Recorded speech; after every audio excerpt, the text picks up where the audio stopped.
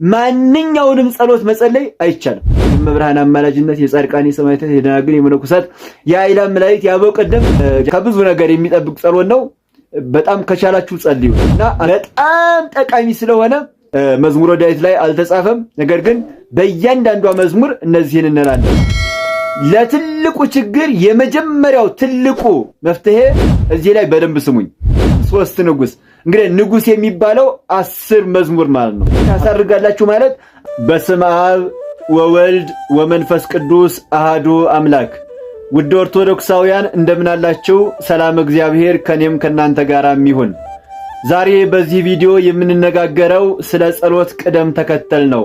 ማለትም ከየት ጀምረን የት እናብቃ፣ የትኛውን እናስቀድም፣ የትኛውንስ እናስከትል የሚለውን የጸሎት ቅደም ተከተል ከመጀመሪያው እስከ መጨረሻው በዚህ ቪዲዮ እንመለከታለን።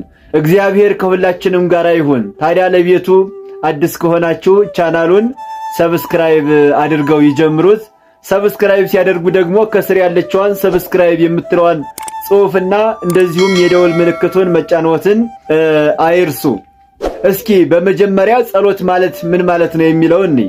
ጸሎት ማለት ተናብቦ ምስለ እግዚአብሔር ከእግዚአብሔር ጋር መነጋገር ማለት ነው። ስንጸልይ ቀጥታ ከማን ጋራ ነው የምንነጋገረው ካላችሁኝ ከእግዚአብሔር ጋራ ነው። ለምሳሌ ቅዱስ ዳዊት ስምዓኒ እግዚኦ አምላኬ፣ አቤቱ አምላኬ ሆይ ስማኝ እያለ ይጸልያል። አሁን ከማን ጋራ እየተነጋገረ ነው ማለት ነው? ስማኝ የሚለው ማንን ነው? እግዚአብሔርን ነው።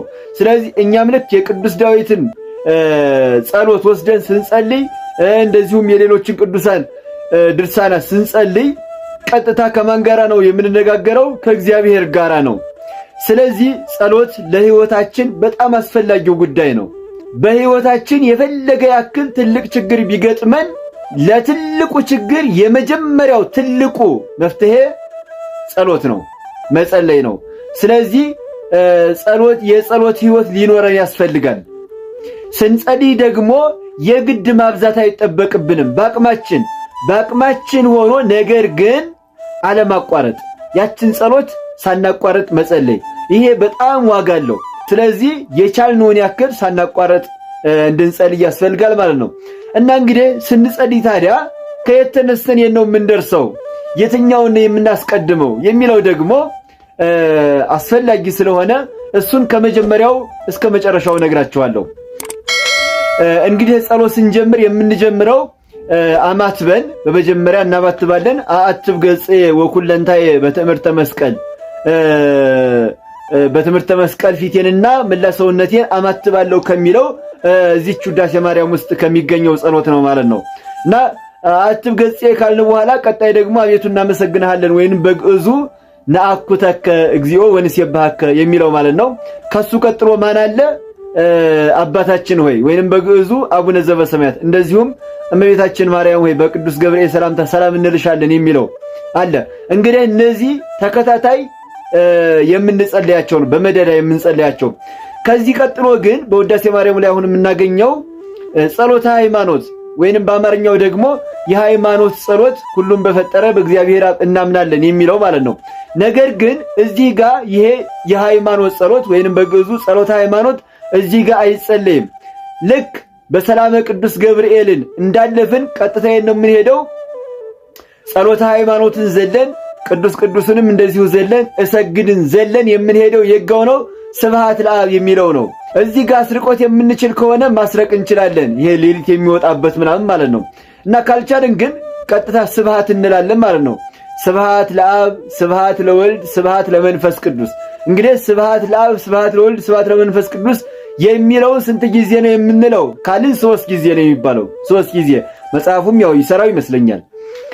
3 ጊዜ እንልና ከዚያም በኋላ እንጨርሳለን ስብሐትን። መጨረሻ ላይ ምንድነው የሚለው ያለው ስብሐት ላይ ነሃብሎቱ ስብሐተ ወአኮቴተ ለእግዚአብሔር ልዑል ወለወላዲቱ ድንግል ወለመስቀሉ ክቡር ይተአኩቱ ይሰባ ስሙ ለእግዚአብሔር ወትረ በኩሉ ጊዜ ወበኩሉ ሰዓት ካልን በኋላ እዚህ ጋር ጸሎት እናደርጋለን። በየጊዜው በየሰዓቱ ጠባቂ መልአክ ታዳጊ ሰማይ ጥናት ተሰጣኝ።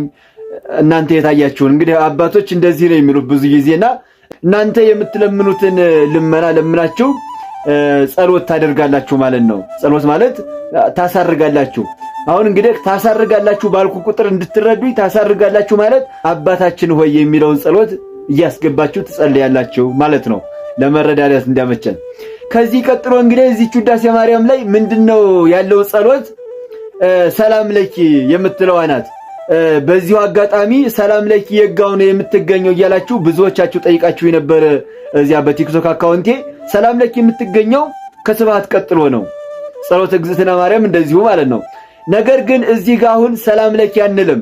ልክ ስብሐትን ጨርሰን አቡነ ዘበሰማያት በአቡነ ዘበሰማያት ካሰረን በኋላ ካሳረግን በኋላ ቀጥታ የት ነው የምንሄደው? ወደ መዝሙረ ዳዊት ነው። መዝሙረ ዳዊት እንግዲህ መዝሙረ ዳዊት በጣም ከጸሎት ሁሉ ትልቅ ጸሎት ማነው ካላችሁኝ መዝሙረ ዳዊት ነው። ስለዚህ መዝሙረ ዳዊት ሁላችንም ልንጸልይ ያስፈልጋል። እንግዲህ ታዲያ መዝሙረ ዳዊት ስንጸልይ የግድ እንደው በእለቱ የሚጸልየውን ሁሉንም መጸለይ አይጠበቅብንም፣ ጀማሪዎች ከሆንም ማለት ነው። ምክንያቱም ተሰላሽተን ነገ ጠዋት ሳንደግመው እንዳንቀር ማለት ነው። ስለዚህ ጀማሪዎች ከሆናችሁ የመጀመሪያ ቀን ከሆነ አንድ መዝሙር ድገሙ፣ በዚያች አለማምዱት፣ የጸሎት ልምምድ ያድርጉ በዚያ። ከዚያ ደግሞ ስትለምዱ 2 እያላችሁ 5 እያላችሁ ደግሞ በደንብ ስትለምዱ 10 እያላችሁ የዕለቱን የሚጸልየው ሙሉውን መጸለይ ትችላላችሁ ማለት ነው። ነገር ግን አንዳንድ ሰው እንደው በቃ ጸልይ የሚል መንፈስ የሆነ ቀን ይመጣበትና ሁሉንም ልጸልይልና ከዚያ በዚያው ቀን ተሰለሻሽቶ ጸሎት ያቋርጣል ማለት ነው። ይሄ ደግሞ መልካም አይደለምና ጸሎት ጥሩ የሚሆነው ሳናቋርጥ ስንጸልየው ስለሆነ ሳናቋርጥ እንድንጸልይ ደግሞ ያቅማችንን መጸለይ ያስፈልጋል። እንግዲህ ይሄ ለጀማሪዎች ነው። እንዳጠቃላይ ግን ሰኞ የሚጸልየው መዝሙረ ዳዊት ማን ነው? ማክሰኞስ የሚጸልየው ሐሙስ ማን ነው? ሮብ፣ ሐሙስ፣ ዓርብ፣ ቅዳሜ፣ እሁድ የየራሳቸው መዝሙራት አሏቸው። እነማን ናቸው የሚለውን ደግሞ አንድ በአንድ እንመልከት። እንግዲህ ሰኞ የሚጸልየው ማን ነው ካላችሁኝ፣ ከስንት እስከ ስንት ያለው ነው ካላችሁኝ፣ ከመዝሙር 1 እስከ መዝሙር 30 ያለው የሰኞ ጸሎት ነው። ሰኞ የሚጸልይ ነው። በቤተ ክርስቲያንም ይሄ ነው የሚጸልየው ማለት ነው። ከመዝሙር 1 በደንብ አስምሩበት።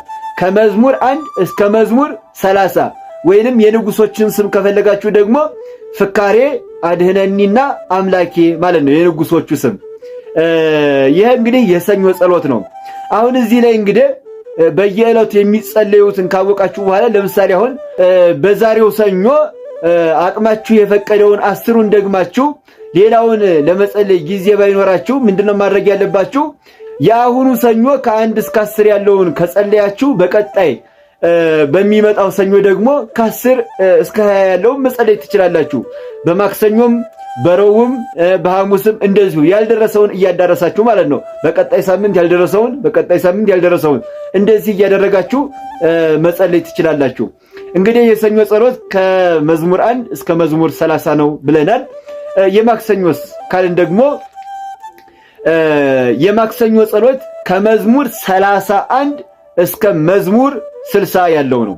ከመዝሙር 31 እስከ መዝሙር 60 ንጉሶቹ እነማን ናቸው ካላችሁኝ፣ ብፁዓን ከመያፈቅር ለምንት ይዚያር 3 ንጉስ ማለት ነው። የሰኞውም 3 ንጉስ ነው፣ የአሁኑም 3 ንጉስ። እንግዲህ ንጉስ የሚባለው 10 መዝሙር ማለት ነው። 10ሩ መዝሙር አንድ ንጉስ ይባላል። የማክሰኞ ይሄ ነው ማለት ነው። ቀጣይ ደግሞ የረቡዕስ ካልን የረቡዕ መዝሙረ ዳዊት ደግሞ በሮብ ቀን የምንጸልየው ከመዝሙር 61 እስከ መዝሙር 80 ያለው ነው። እነዚህ እንግዲህ የሰኞ 3 ንጉስ፣ የማክሰኞ 3 ንጉስ ነበር። የረቡዕ ግን 2 ንጉስ ነው። ከመዝሙር 61 እስከ መዝሙር 80 ንጉሶቹ እነማን ናቸው ካላችሁኝ፣ አኮኑና እግዚኦ ኩነኔከ የሚባሉት ማለት ነው። እነዚህ ናቸው 20 መዝሙር ማለት ነው። ቀጣይ የሐሙስስ ካልን የሐሙስ ከመዝሙር 81 እስከ መዝሙር 110 ያለው ነው። ከመዝሙር 81 እስከ መዝሙር 110 እነዚህ ስንት ንጉስ ናቸው ስንል 3 ንጉስ ናቸው። የንጉሶቹም ስም ማን ይባላል? እግዚአብሔር ቆመ፣ ይሄይስና ስምዓኒ 30 መዝሙረ ዳዊት ማለት ነው። እነዚህ ናቸው። ቀጣይ እንግዲህ የዓርብ ነው። የዓርብ ደግሞ ከመዝሙር 111 እስከ መዝሙር 130 ስንት ንጉስ ማለት ነው? 2 ንጉስ ከመዝሙር 111 እስከ መዝሙር 130 የንጉሱ ስም ማን ይባላል? የንጉሶቹ ስም ብፁዕ እሲና ተፈሳይኩ ማለት ነው። በተለይ ደግሞ እነዚህ አሌፋቱ ቤት ጤት ጋሜል ምናምን የሚሉት እዚህ ውስጥ ናቸው ያሉት እነዚህ 22ቱ ማለት ነው። ስለዚህ የአርብ ጸሎት ይሄ ነው ማለት ነው። ቀጣይ የቅዳሜ ነው፣ የቀዳሚት ማለት ነው። የቀዳሚት ጸሎት ከየት እስከ የት ነው ካላችሁኝ ያቆምነው 130 ላይ አይደል? ከመዝሙር 131 እስከ መዝሙር 150 እዚህ ላይ በደንብ ስሙኝ። ከመዝሙር 131 እስከ መዝሙር 150 እና መኃልየ ዘሰሎሞን ከመዝሙር 131 እስከ መዝሙር 150 እንደዚሁም መኃልየ ዘሰሎሞን የሚለውንም ይጨምራል። እንግዲህ መኃልየ ዘሰሎሞንን የምታገኙት በብዙ መዝሙረ ዳዊት ላይ ከነቢያት በኋላ ነው፣ ከነቢያት ቀጥሎ ነው። በመካከል ነቢያት 15ቱ ነቢያት አለ ማለት ነው። 15ቱ ነቢያት ግን የቅዳሜ አይደለም፣ እሱ የሌላ ነው። እዚህ ጋር ሰሎሞንን አልፋችሁ ነው ቅዳሜት ላይ መጣችሁ የምትጸልዩት ማለት ነው። ያው እንግዲህ ሰሎሞን ትንሽ ላልተማረ ሰው ሌላ ነገር ይመስላል። ያው አለመጸለይም ትችላላችሁ በነገራችን ላይ በደንብ ምስጢሩ ካልገባችሁ፣ ምክንያቱም የሆነ የሥጋ ነገር የሚመስል ነገር ስላለው ማለት ነው።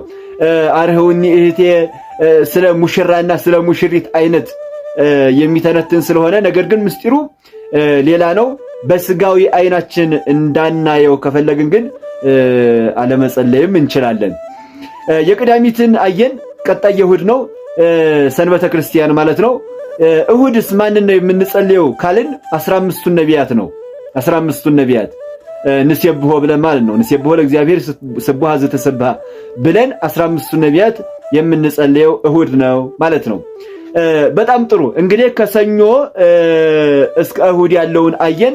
እንግዲህ አቅማችሁ ካልፈቀደ ያው 10ሩን እየደገማችሁ ቀጣይ ሳምንት ደግሞ ያልደረሰውን 10ሩን መጸለይ እንደምትችሉ ነግሬያችኋለሁ።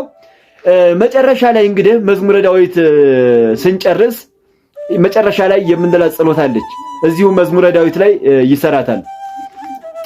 ምንድናት? እንግዲህ በየመዝሙሩ ስብሐት መዝሙረ ዳዊት በእያንዳንዷ መዝሙር ስብሐት ለአብ ወወልድ ወመንፈስ ቅዱስ ለዓለም ወለዓለመ ዓለም እንላለን። መዝሙረ ዳዊት ላይ አልተጻፈም፣ ነገር ግን በእያንዳንዷ መዝሙር እነዚህን እንላለን።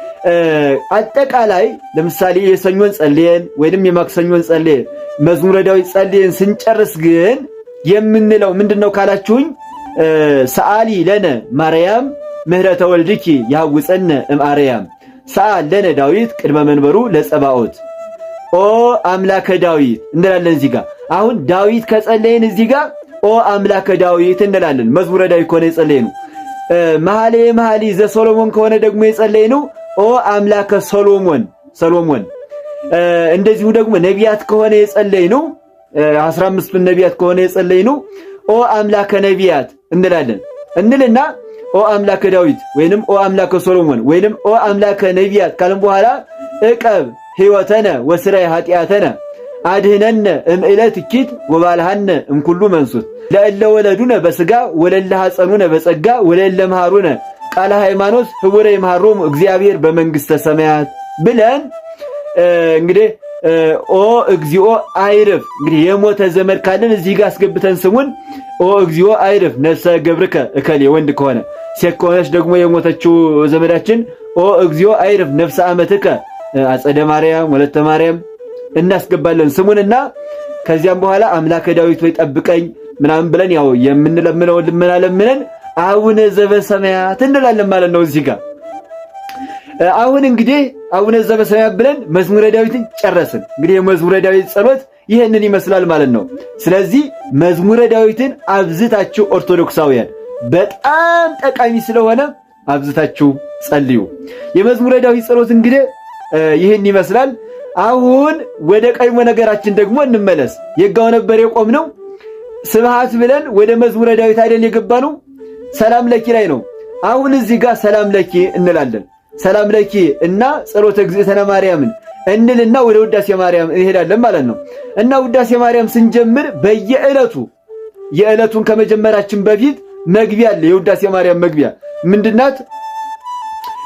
ባረከኒ ወቀድስኒ አንጽህኒ በከመ ባረኪዮ ለኤፍሬም ፍቁርኪ እግዝእትየ ፍትህኒ እማይሰሩ ለሰይጣን እሙ ለመድህን ወለተ ብርሃን።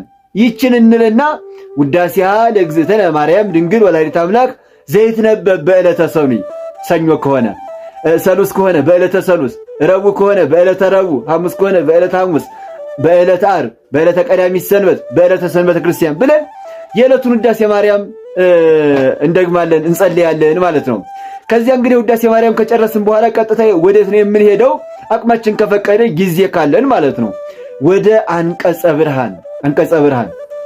አንቀጸ ብርሃን በጣም የሚገርም ጸሎት ነው ከምላችሁ በላይ ከብዙ ነገር የሚጠብቅ ጸሎት ነው። በጣም ከቻላችሁ ጸልዩት እና አንቀጸ ብርሃን እንደግማለን። አንቀጸ ብርሃን ስንጨርስ ምን አለ? ይዌድስዋ መላእክት ማርያም በመንጦላይት ውስጥ ያመሰግኗታል የሚለው ማለት ነው። እሱን እንጨርሳለን ማለት ነው። ልክ ይዌድስዋን ስንጨርስ አሁንም እዚህ ጋር እናሳርጋለን። ምን ብለን የምናሳርገው? ያው የራሳችንን ልመና ይሆናል፣ ምስጋና ይሆናል የምንለውን ብለን አቡነ ዘበሰማያት እንላለን ማለት ነው። አባታችን ሆይ እንላለን። ከዚህ በኋላ እንግዲህ አቅም ካለን መልክዓ ማርያም፣ መልክዓ ኢየሱስ መጸለይ እንችላለን። እንደዚሁም ይሄን ብቻ ሳይሆን ድርሳናት፣ ሰኔ ጎልጎታ፣ አርጋኖን የመሳሰሉ ጸሎቶች ሁሉ የሚጸለዩት ከዚህ በኋላ ነው። ከዚህ በፊት ግን ማንኛውንም ጸሎት ይሄኛውን ውዳሴ ማርያምና ዳዊት ሳይደግሙ ማንኛውንም ጸሎት መጸለይ አይቻልም። ስለዚህ ከዚህ በኋላ ግን የተለያዩ አቅማችን የፈቀዱትን ድርሳናት፣ አርጋኖን፣ ሰኔ ጎልጎታ የመሳሰሉትን ነገሮች መጸለይ እንችላለን ማለት ነው።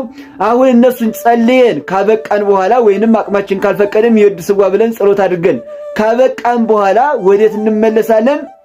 ቀድሞ መጀመሪያ ላይ የተውነው የሃይማኖት ጸሎት የሚለው ጋር እዚህ ጋር አቡነ ዘበሰማያት አስረናል።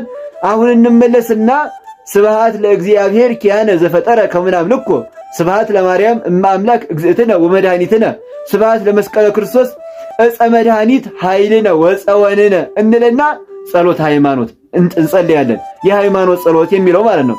ጸሎት ሃይማኖትን ስንጨርስ ቅዱስ ከዚያ ምን አለ? እሰግድ ለአብ ወወልድ ወመንፈስ ቅዱስ አሐተ ስግደተ። እንግዲህ እሰግድ የሚባለው እየሰገዱ ነው የሚባለው 3 ጊዜ ነው። እሰግድ ለአብ ወወልድ ወመንፈስ ቅዱስ አሐተ ስግደተ እያለን 3 ጊዜ እንልና መጨረሻ ላይ እንግዲህ መስቀል ኃይልነ የሚላለን። መስቀል ኃይልነ ስንል እናማትባለን። መስቀል ኃይልነ፣ መስቀል ጽንዕነ፣ መስቀል ቤዛነ፣ መስቀል መድኃኒተ ነፍስነ። አይሁድ ክዱ ንሕነሰ አመነ ወእለ አመነ በኃይለ መስቀሉ ድህነ እንልና ጊዜ በኃይለ መስቀል ኃይለ አጋንንትን አውድቅልኝ ወልታ ጋሻ መከታ ጥላ ከለላ ሆነይ ብለን ያው የምንጸልየው የራሳችንን ልመና ለምነን እዚህ ጋር አቡነ ዘበሰማያት እናስራለን ማለት ነው። ከዚያ ከዚህ በኋላ እንግዲህ የጸሎት ሂደቱ አለቀ ማለት ነው። መጨረሻ ላይ ምን እንላለን? ጸጋዛ ወይንም በአማርኛ የአብ ጸጋ፣ የወልድ ቸርነት፣ የመንፈስ ቅዱስ አንድነት፣ የመብርሃን አማላጅነት፣ የጻድቃን የሰማዕታት፣ የደናግል የመነኮሳት የአእላፍ መላእክት ያበው ቀደምት ልጃቸው ጸሎታቸው አይለየኝ ሀገሬን ጠብቅልኝ ምናምን ብለን መጨረሻ ላይ አሜን ብለን ቁጭ እንላለን ማለት ነው። ጸሎት ስንጸልይ ቆመን ስንጸልይ ቆይተን እንደው በቃ እንደጨረስን ወደዚሁ አይኬድም። በአባቶቻችን ተውፊት ማለት ነው። ምን ይደረጋል? ልክ ስንጨርስ አረፍ ይባላል። እንግዲህ የጸሎት ቅደም ተከተል ይሄን ይመስላል። በእርግጠኝነት እንደተማራችሁበት አልጠራጠርም። ስለዚህ ከዛሬ ጀምሮ እነዚህን በደንብ አድርጋችሁ ያዙልኝ ለማለት እወዳለሁ። ቻናሉን እንግዲህ ሰብስክራይብ ካላደረጋችሁ ሰብስክራይብ የምትለዋን ጽሑፍና የደውል ምልክቷን እየተጫናችሁ ሰብስክራይብ አድርጉ። በሌላ ደግሞ ወሳኝ ነገር ለእናንተ አስፈላጊ በሆነ ነገር እመለሳለሁ። በጣም እስከዚህ ደቂቃ ድረስ ቆይታችሁ ስላዳመጣችሁኝ በጣም አመሰግናለሁ።